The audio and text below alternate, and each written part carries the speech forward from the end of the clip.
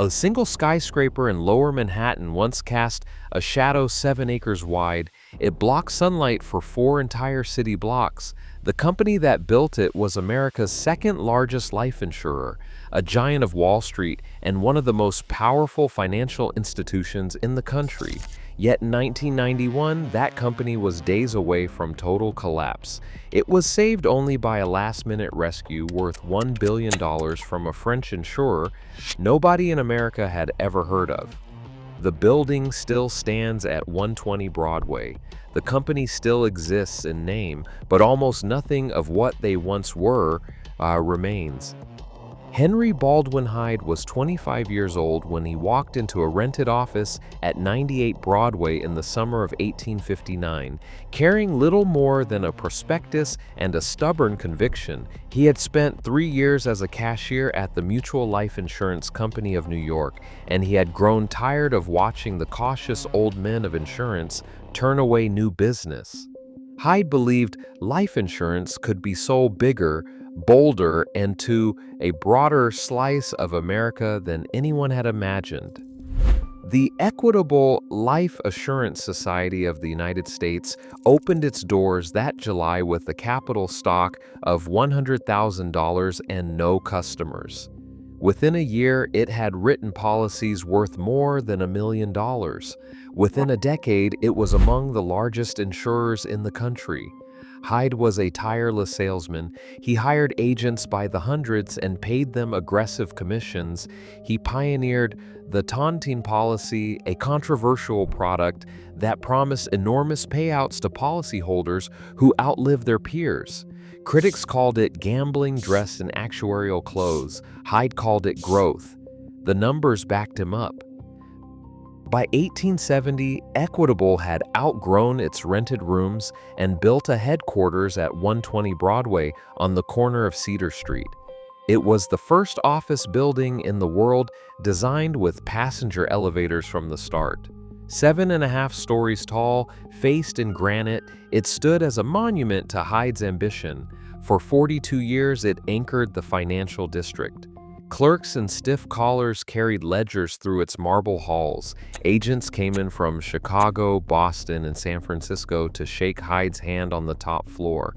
Then on January 9, 1912, just after 5 in the morning, a porter in the basement spotted flames climbing up an elevator shaft. The fire spread through the cellar and into the upper floors with terrifying speed. Firefighters arrived to find temperatures so cold that water froze on their hoses and coated the building in a glittering sheath of ice. By noon, the Equitable building was a smoldering ruin. 6 people died, including a battalion chief of the New York Fire Department. Millions of dollars in securities and records were buried in the rubble. The company survived, but the structure that had symbolized its rise was gone. What Equitable chose to build in its place would change American cities forever. Construction began in 1913 under the direction of the real estate developer Thomas Coleman DuPont. He wanted a building that paid for itself, a structure so enormous it would generate rent regardless of economic conditions. The architect Ernest Graham delivered exactly that. The new Equitable building rose 40 stories from the same lot at 120 Broadway. It had 1.2 million square feet of rentable office space. At completion in 1915, it was the largest office building in the world by floor area, and it was a disaster. The tower rose straight up from the sidewalk, with no setbacks and no regard for its neighbors. It cast a shadow nearly 400 feet long, blocking sunlight across 7 acres of downtown Manhattan. Offices 3 blocks away lost their natural light. Rents in surrounding buildings collapsed. Property values within the shadow dropped by millions. The outcry was immediate and furious. A real estate reformer named George McEnany had been pushing the city for years to regulate building heights and bulk. The Equitable building gave him the case he needed. On July 25, 1916, New York City passed the Zoning Resolution, the first comprehensive zoning law in American history. It required setbacks as buildings rose, preserving light and air for the streets below. It divided the city into districts and restricted what could be built in each. Every zoning code in every American city today traces its lineage back to that single law, and that law was written because of one building at 120 Broadway. Equitable paid no price for what it had done. The building filled with tenants, the company thrived. Through the 1920s, Equitable insured more American lives than any company except Prudential. Through the Depression, it held its ground while smaller insurers failed. Through the post-war boom, it expanded into mortgages, annuities, and commercial real estate. By the 1980s, it managed more than $100 billion in assets. Then came the trouble. Through the late 1980s, Equitable had poured money into high-yield bonds, commercial real estate, and guaranteed investment contracts that promised policyholders lofty returns. The strategy worked brilliantly. While markets climbed, it unraveled when they fell. By 1991, the commercial real estate market had collapsed.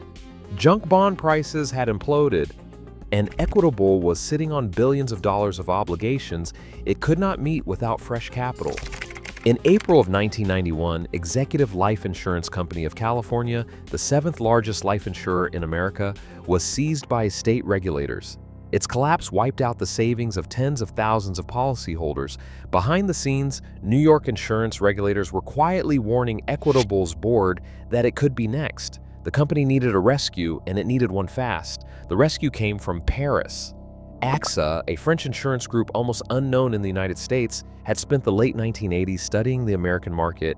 Its chairman, Claude Bibier, saw in Equitable's distress an opportunity that would never come again. In July of 1991, AXA announced it would invest roughly $1 billion in Equitable in exchange for a 49% stake and eventual control. It was one of the largest foreign investments in a United States financial institution up to that date. The deal saved the company from a collapse that would have dwarfed Executive Life and shaken the entire American insurance industry.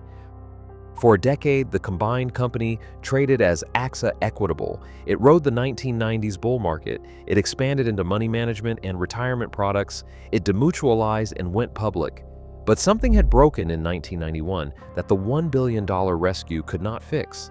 The brand that had stood for a century began to fade from public memory. Agents left for competitors. Policyholders converted their contracts. The distinctive Equitable name was quietly phased out, replaced by corporate acronyms that meant nothing to the man on the street. In 2018, the American subsidiary was spun off and renamed Equitable Holdings. Today it still exists, it still writes policies, but it is a shadow of the company that once insured more Americans than any rival except Prudential.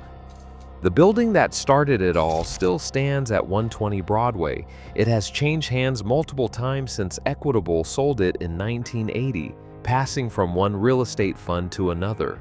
Floors that once held the beating heart of American life insurance now sit mostly empty. Office leases come and go, the lobby still glows with marble, the vaulted ceilings still carry the echo of a time when the men who worked there believed they were building something eternal. Outside, the shadow still falls where it has always fallen, but the city around it has learned to bend the light. Every setback on every skyscraper in Manhattan today is a quiet monument to the building that refused to bend first. The company that built it is gone in everything but name. The law it forced into existence governs every city in America, and the building itself, silent and half empty, still stands at 120 Broadway, a reminder that even giants can outlive themselves. Share your own piece of history in the comments below.